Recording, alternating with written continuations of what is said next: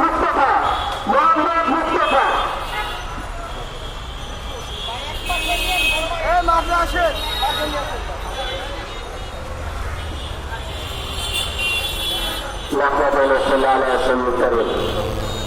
আমাদের কথা স্পষ্ট,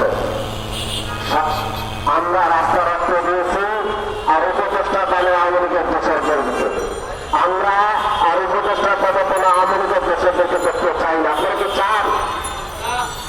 যদি আবার উপদেষ্টা যারা আছে ভারতীয় সহ যারা আওয়ামী লীগের দেশের উপদেষ্টা আছে তাদেরকে অতি সত্তর উপদেষ্টা পদ থেকে বাদ দিতে হবে।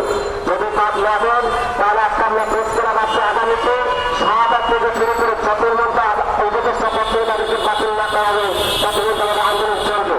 রক্ত একবার বলছে শেখাশিলার বিরুদ্ধে যদি আওয়ামী লীগের পিছনে আবার উপদেষ্টা মনে হয় আমরা আবারও উপদেষ্টা দিতে আসতে আসবো ইনশাল্লাহ।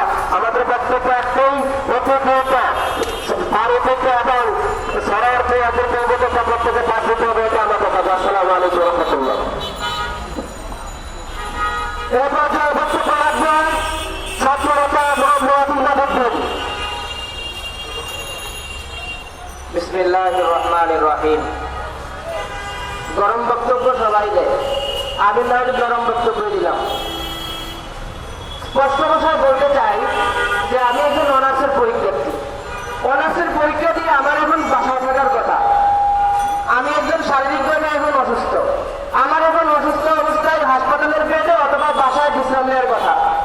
উপদেষ্টা মন্ডলীর ভুল করতে আমরা এখানে কেন আসবো?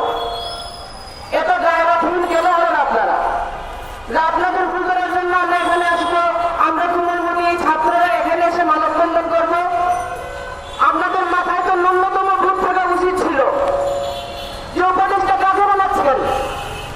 জনগণের সেন্টিমেন্ট আপনারা বুঝতেছেন না।